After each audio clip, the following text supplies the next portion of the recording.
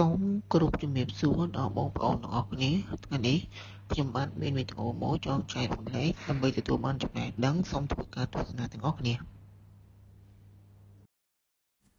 បាទសម្រាប់វីដេអូថ្ងៃនេះគឺខ្ញុំបានមានការបង្ហាញជូនដល់បងប្អូននិងមិត្តភ័ក្តិទាំងអស់គ្នាអំពីរបៀបសម្អាត file នៅក្នុងកុំព្យូទ័ររបស់យើងអញ្ចឹងដើម្បីធ្វើការសម្អាតទៅលើកុំព្យូទ័ររបស់យើងបានមុននឹងធ្វើការប្រើប្រាស់កុំព្យូទ័រនៅក្នុងការងារប្រចាំថ្ងៃយើងត្រូវធ្វើការសម្អាត file ទាំងនេះដើម្បីឲ្យកុំព្យូទ័ររបស់យើងមានការដំណើរការបានល្អអញ្ចឹងដើម្បីធ្វើការ delete file នេះបានបងប្អូនត្រូវចុចនៅត្រង់កន្លែងពាក្យ search ឬក៏យើងអាចប្រើប្រាស់នៅលើ keyboard ចុចនិមិត្តសញ្ញា Windows អក្សរ O បាទអញ្ចឹងត្រង់កន្លែងនេះគឺខ្ញុំចុចភាគរយ stem ភាគរយហើយខ្ញុំធ្វើការ Control A ដើម្បីselect នៅលើ file ទាំងអស់នេះអញ្ចឹងត្រង់កន្លែងនេះគឺខ្ញុំម៉ៅស្ដាំបន្ទាប់មកទៀតគឺខ្ញុំត្រូវរកមើលនៅពាក្យ delete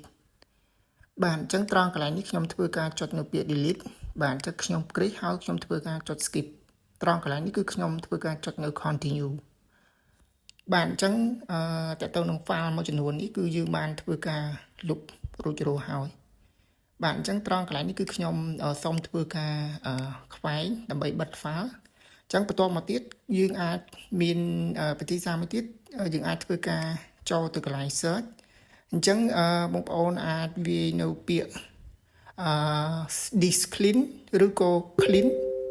វានឹង load អញ្ចឹងត្រង់កន្លែងនេះគឺខ្ញុំធ្វើការ select នៅលើ disk clean អញ្ចឹងត្រង់កន្លែងនេះវាមាន drive C និង drive D អញ្ចឹងត្រង់កន្លែងនេះគឺខ្ញុំ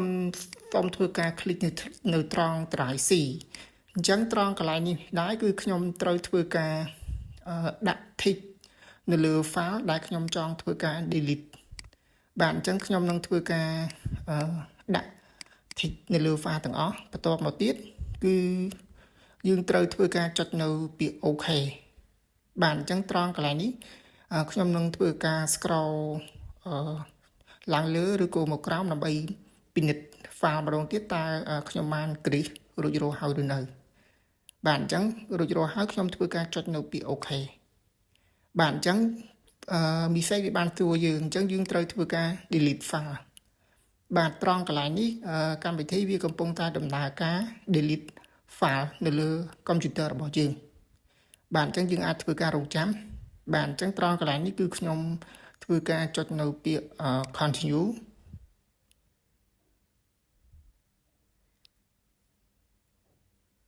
បាទឥឡូវយើងបានរួចរាល់ហើយ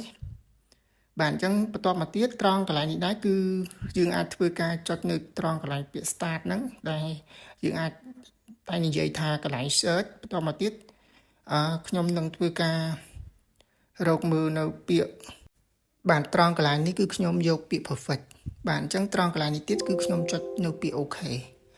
បាទអញ្ចឹងត្រង់កន្លែងនេះ message វាបានបញ្ជាក់ឲ្យយើងអញ្ចឹងខ្ញុំនឹងធ្វើការចុចនៅត្រង់ពាក្យ continue ដើម្បីចូលទៅ delete file ដែលយើងចង់ធ្វើការ delete ចេញពីកុំព្យូទ័ររបស់យើងបាទអញ្ចឹងត្រង់កន្លែងនេះដែរគឺខ្ញុំធ្វើការចុចនៅ Control A បន្ទាប់មកទៀតគឺខ្ញុំម៉ៅស្ដាំខ្ញុំយកពាក្យ delete បាទខ្ញុំគ្រីសហើយខ្ញុំធ្វើការចុចនៅ skip បាទអញ្ចឹងសម្រាប់វីដេអូថ្ងៃនេះគឺខ្ញុំបាទមានការបង្ហាញជូនដល់បងប្អូននិងមិត្តភ័ក្តិទាំងអស់គ្នាអំពីរបៀបសម្អាត file នៅលើកុំព្យូទ័ររបស់យើងដើម្បីឲ្យ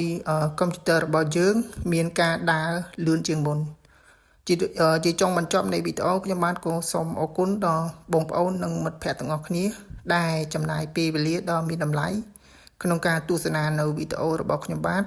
តាំងពីដើមរហូតដល់ចប់អរគុណច្រើនជម្រាបលាបាយបាយ